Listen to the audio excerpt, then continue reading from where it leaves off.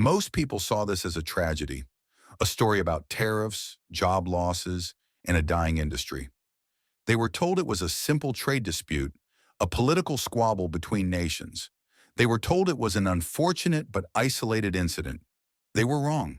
This isn't the end of a story. It's the beginning of ours. The collapse of Canada's lumber giants wasn't the crisis. It was the symptom.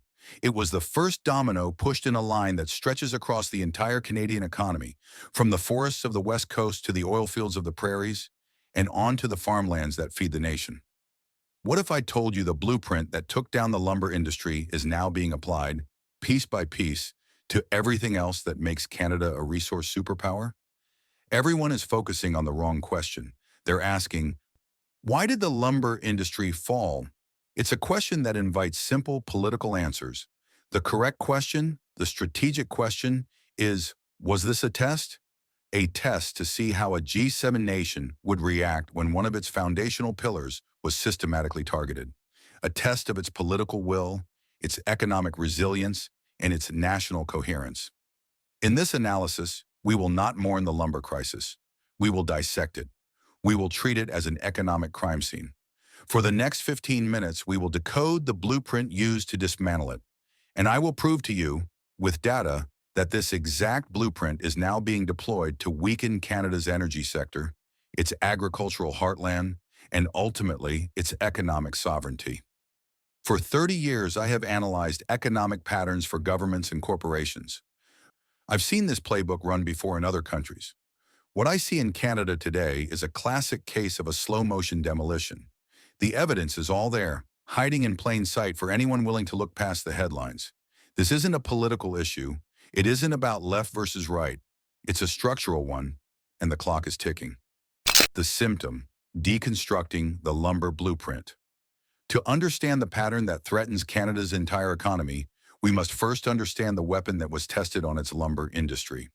The weapon wasn't just a tariff, it was far more sophisticated, a three-pronged attack designed to cripple and isolate. Let's look at the facts. The first prong of the attack is always external pressure. The United States Commerce Department imposed what are known as countervailing and anti-dumping duties on Canadian softwood lumber. This sounds complicated, but the goal was simple: make Canadian wood too expensive to sell. At their peak, the combined rate climbed to over 20%. Now, for a high-volume, slim-margin industry like softwood lumber, a 20% tax isn't a nuisance. It's a death sentence. It's designed to bleed a company out slowly and painfully, quarter by quarter.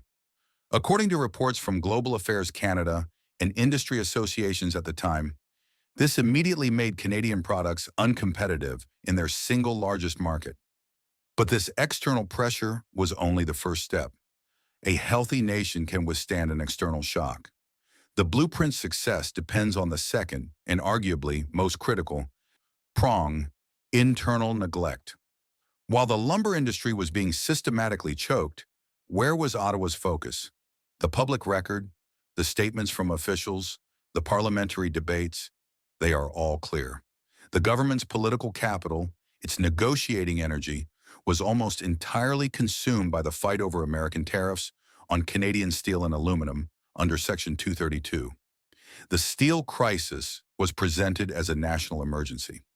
Now let's apply some strategic analysis. Let's look at the numbers from Statistics Canada. At the time, the forestry sector was the lifeblood for nearly 300 communities across the country. It provided hundreds of thousands of direct, high-paying jobs, primarily in rural areas. It was, by any objective measure, a larger and more geographically diverse pillar of the Canadian economy than steel. Yet while Ottawa fought a very public, very loud war for steelworkers, the lumber industry received assurances, committees, and promises. They were told to be patient. They were told to hold on. This disparity in attention wasn't an oversight. It was a strategic choice that revealed a critical flaw in the system: the tendency to react to the loudest crisis, not necessarily the most significant one. This created the perfect environment for the external pressure to do its work, unhindered. With the industry under attack from the outside and neglected from the inside, the final prong of the blueprint could be executed. Narrative isolation. The media, both domestic and international, instinctively frame this as a British Columbia problem, a regional dispute between loggers and environmentalists, or a complex spat over stumpage fees. This narrative was incredibly effective. It effectively cut the industry off from national sympathy and a sense of shared crisis. For someone in Toronto or Calgary, it didn't feel like an attack on Canada's national economic security. It felt like a distant technical issue happening out there in the forests. This isolation is the final nail in the coffin. A company like Gorman Brothers, a family-owned business running for over 75 years, doesn't just fail because of a tariff. It fails when it's left to fight a global trade war on its own. It fails when its own government is looking the other way. It fails when the rest of the country is told that its problems aren't their problems. So let's summarize the blueprint, the weapon that was tested and proven effective. Step 1. Apply targeted, crippling external pressure on a single, vital industry. Step 2. Rely on internal neglect, as the nation's political attention is inevitably diverted to other, seemingly more urgent fires. Step 3. Achieve narrative isolation, framing a national security problem as a mere regional issue. This three-step process doesn't just weaken an industry, it demoralizes it, it dismantles it. Remember this blueprint. You are about to see it again. The disease, the pattern spreads. The second domino in the line is Canada's energy sector, and the exact same three-step blueprint is being deployed, not with tariffs, but with a far more subtle and patient set of weapons. Let's begin with step 1, external pressure. For the energy sector, the pressure didn't come from attacks at the border. It came from landlocking the product. The most potent example is the cancellation of the Keystone XL pipeline.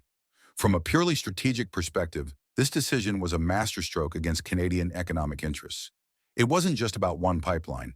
It was a clear signal sent to global investors. Your capital is not safe here. Canadian energy has no reliable future path to market.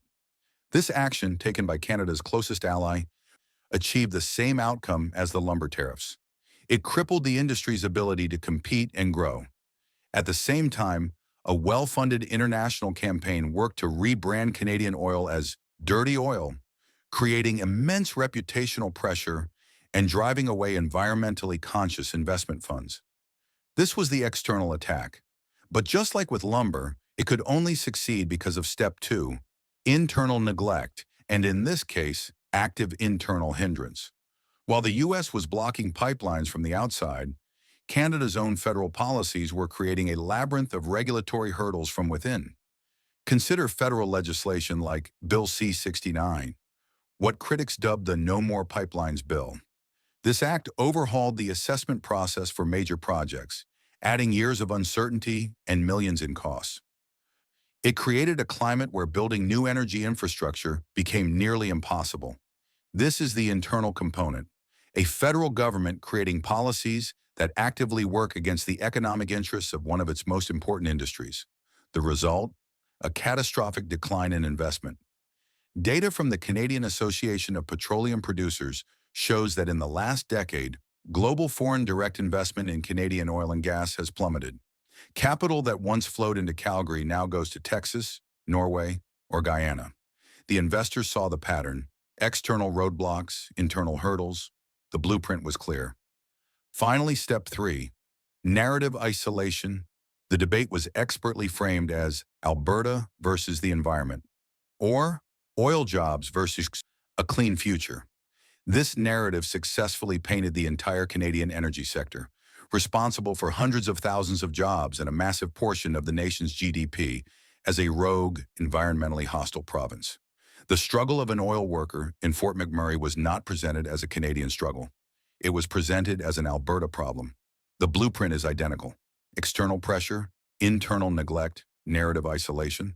The result is the same: a foundational industry weakened, demoralized, and cut off from the rest of the country. But the pattern doesn't stop there. The third domino is now beginning to wobble: agriculture. The pressure here is more subtle, but the blueprint is unmistakable. The external pressure isn't a single tariff. It's a collection of sophisticated non-tariff barriers. And it's the European Union's stringent regulations on genetically modified organisms, which effectively close off markets to Canadian canola. It's India's sudden politically motivated restrictions on lentil imports. It's 1,000 small cuts from trading partners around the world who see a nation unwilling to fight for its industries. And this pressure is effective because of the internal neglect.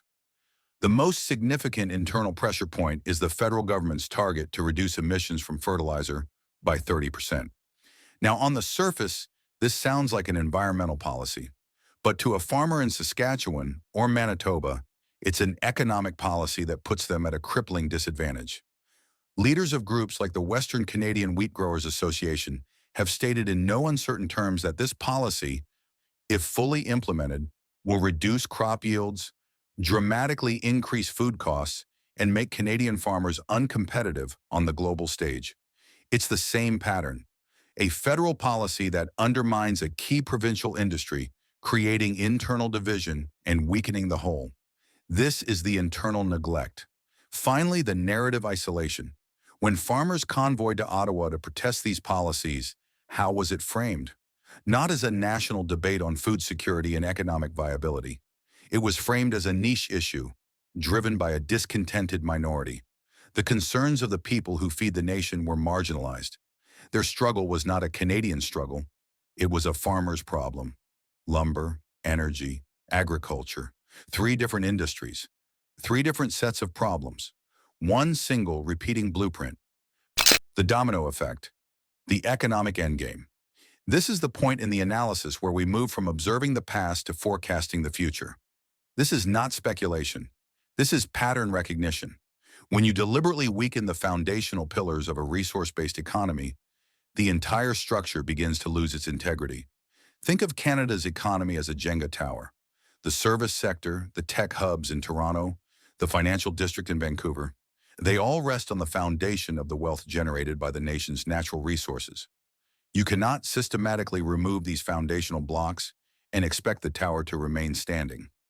This erosion of the base leads to the most dangerous phase of the process, the loss of economic sovereignty. A nation's ability to negotiate on the world stage, to set its own terms, to resist foreign pressure is directly proportional to the strength of its core industries. A nation that cannot protect its own lumberjacks, oil workers, and farmers is not seen as a partner by the rest of the world. It's seen as a target. Its negotiating position is compromised.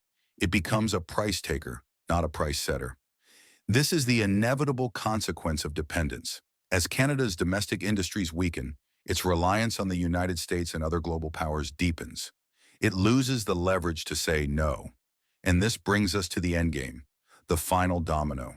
The ultimate objective of this blueprint, whether intentional or not, is not just to weaken these industries. It's to acquire them. History is filled with examples. When a nation's core assets are devalued and its industries are in crisis, foreign capital, often from state-owned enterprises, sweeps in to buy those assets at a discount. The playbook is clear. The pattern has been established. After lumber, after energy, after agriculture, the next sectors in line for this blueprint are Canada's critical minerals. The lithium, the cobalt, the nickel essential for the new green economy, and perhaps eventually its freshwater reserves. The external pressure will come in the form of international climate accords and treaties. The internal neglect will come as governments prioritize other sectors. The narrative isolation will frame it as a remote issue happening in the far north. The blueprint will be the same. The result will be the same. A slow, methodical transfer of control over Canada's sovereign wealth. This is no longer about jobs in one sector. This is about the economic sovereignty of a G7 nation. This is the final, predictable step in the domino effect. Conclusion and resonance point. So, where does this leave us? The demise of Canada's lumber industry was never the real story. It was a stress test, a test of the nation's economic immune system, a test that, by all objective measures, Canada failed. And that failure has now triggered a predictable domino effect, a systemic collapse that is eroding the very foundation of the Canadian economy. This analysis is not an indictment of any single politician or political party. They are symptoms of a deeper structural problem. The problem is a national failure to recognize that protecting its core resource industries is not a regional favor, but a matter of national security. It is a failure to understand that in the game of global economics, you are either a player or you are the board itself. It is critical for Canadians and their allies to understand this pattern, not as a political issue, but as a structural one. Recognizing the blueprint is the first step toward breaking it. And while today we focused on the overall pattern, the next domino, Canada's oil sector, is already showing the exact same warning signs and is facing pressures even greater than the lumber industry did. We'll be breaking that down in our next video, so make sure you're subscribed. But for now, we must confront the conclusion that the data presents. Look at the evidence. Acknowledge the pattern. The critical question isn't if another Canadian industry will fall, but which one is next. Let me know your thoughts in the comments below.